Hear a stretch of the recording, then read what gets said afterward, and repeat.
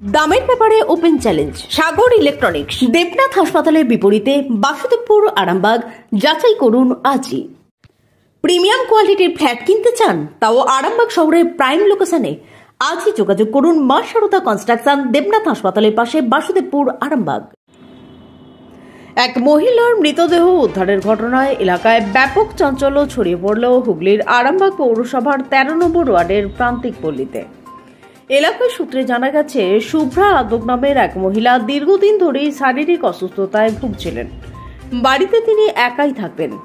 প্রত্যেক দিনের মতো মঙ্গলবার শুভ্রা দেবীর বাড়িতে একজন কাজের মহিলা কাজ করতে আসেন। বুধবার কাজের মহিলা কাজ করতে গিয়ে শুভ্রা দেবীকে ডাকাডাকি করেন, কিন্তু সারা শব্দ পাওয়া যায়নি। ঘটনার কথা এলাকায় জানাজানি হতেই ওই মহিলার আত্মীয় সহ এলাকাবাসী আরামবাগ থানায় বিষয়টি জানান।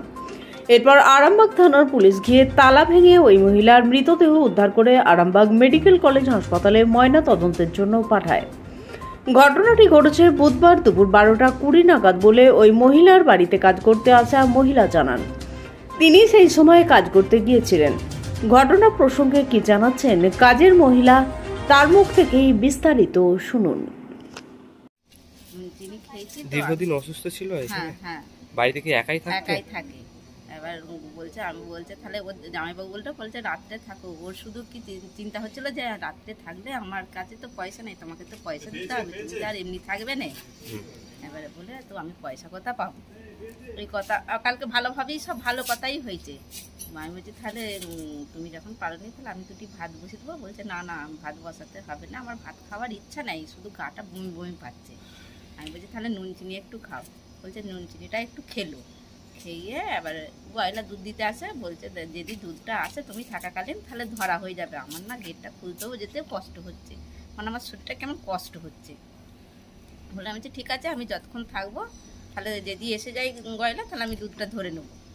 বলে এবারে আমার কাজ সারা হয়ে গেল। আপনি কতক্ষণ কাজ করতেন এখানে? আমি কালকে 1টা পর্যন্ত ছিল। কালকে 1টা পর্যন্ত ছিল? 1টা পর্যন্ত ছিল। একটা সুমতি ও গেটটা সেই লাস্ট কথা হয়েছে। একটা সুমতি চাবি দিয়েছে, দিয়ে বলছে আমি এই চাবি খুলছি, আর গয়লা এলে তাহলে আর ফিরে যাবে। আর আমার দুধ নেবার মতন শক্তি নাই, তারপর দুধটাও কেউ জাল দিবে সেই রকমও আমার শক্তি নাই, মানে খুব কষ্ট হচ্ছে। কি হয়েছিল? এবার কি রোগ কি আমি ওইটা ঠিক জানি না। এবার অশোক নন্দীকে দেখেছি, ডাক্তার অশোক নন্দীর কাছে গিয়ে ওষুধ খায়। এবারে ওই সব ওষুধগুলো খুঁজে পাচ্ছিল নি, সেই সব ওষুধও খুঁজে দিয়েছি। বাড়িতে কে কে থাকতেন? সবাই, মানে ওরা প্রথম যখন এলো ওরা 4 জনই এলো। যখন ঘরটা হওয়ার পর ঢুকলো 4 জন, বাবা মা ভাই। এবার ভাইও বাবা আগে মারা গেল 1 বছরের মধ্যেই। বাবা আগে মারা গেল পড়ে যেয়ে। আবার তারপরে মা গেল। মাও সেই জ্বর হয়ে মারা গেল। হ্যাঁ, মাটা অনেক দিনই ভুগছিল। এবার মাটাও জ্বর হয়ে হঠাৎ করে জ্বর হয়ে মারা গেল। হয়ে যাবার দাদাটারও জ্বর এসে গেল, দাদাটাও জ্বর হয়ে হঠাৎ করেই মারা গেল। দাদারও জ্বর হয়ে হঠাৎ করে মারা গেল। এবার এই দিন শুক্রবার থেকে 1 সপ্তাহ থেকে শরীরটা টলমল করছে। ও ডাক্তারও দেখিয়েছে অশোক নন্দীকে দেখাতে। আজকে কি কখন দেখলেন? আজকে আমি 12টায়। হ্যাঁ, 12:20। হ্যাঁ, ওনার তো দেখছি শরীর ফেটে গেছে, রক্তপাত হচ্ছে দেখা যাচ্ছে। রক্তটা সেইটাই ভাবা যাচ্ছে না যে কি থেকে রক্তটা ওই রকম দিয়ে। এবারে কখন থেকে আমি ঠক ঠক ঠক ঠক করিয়ে যাচ্ছি, মানে এমন ঠক ঠক যে এত যদি ঘুমিয়ে থাকে এত ঠক ঠক করছি যে পাল্লা ছেড়ে যাবার মানে এত ঠক ঠক করছি। তারপর ঠক ঠক করার পরে যখন না উঠেছে, আবার এই দিদিভাইকে আমি ডাকি। আমি বলছি দেখ আমি এত ঠক ঠক করছি কেন? বলছে দেখ দিদি চাবিটা খুলেছে নাকি নিচে, এইখান থেকে নিচে দিয়ে বললে চাবিটা দেওয়া যায়, এই দেখা যায়। বলছে চাবিটা দেখিনি খুলেছে না। না তো চাবি খুলে নেয়।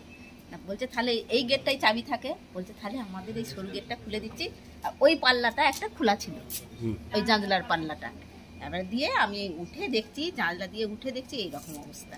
দিদি এবারে এদিকে আমি ডাকলাম, দেখে এবারে এইখানেও একটা দাদা ওদেরই সব ব্যাংকে পুলিশকে খবর দেয়। হ্যাঁ, খবর দেওয়া হলো যে থানাতে একটা, তাহলে পুলিশকে খবর দিন, আমরা তো আর কিছু করতে পারবো না। দিয়ে তালা ভেঙে তাকে বার করা।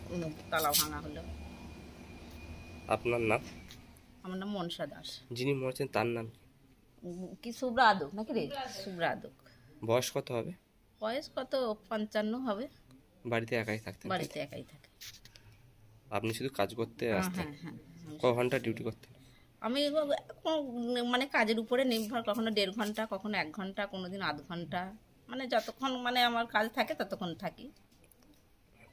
রান্না টান্না করে? হ্যাঁ, রান্না কাজ এগুলো সব করি। আপনার নাম? মনসা দাস। বাড়ি আমার বসন্তপুর দাসপাড়া। আপনাদের ভালোবাসার আরেক নাম চন্দন জুয়েলার্স। চন্দন জুয়েলার্স, আরামবাগ, সদরঘাট, হুগলি।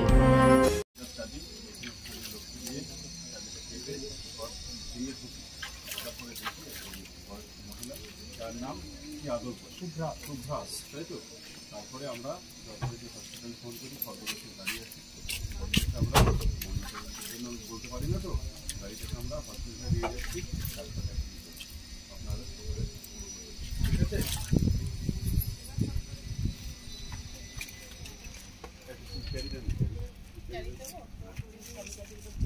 আস্থা মাল্টি স্পেশালিটি হসপিটাল, আন্তর্জাতিক মানের সমস্ত রকম পরিষেবা। আস্থা multi speciality hospital, Nabapalli, Arambagh.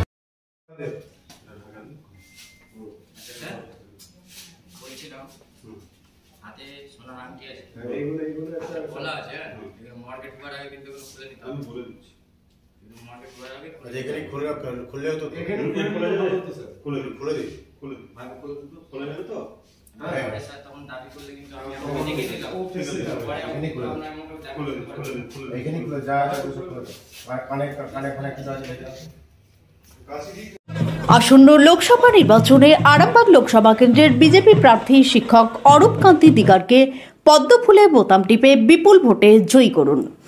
দেশের স্বার্থে, সবার স্বার্থে আরও একবার মোদী সরকার।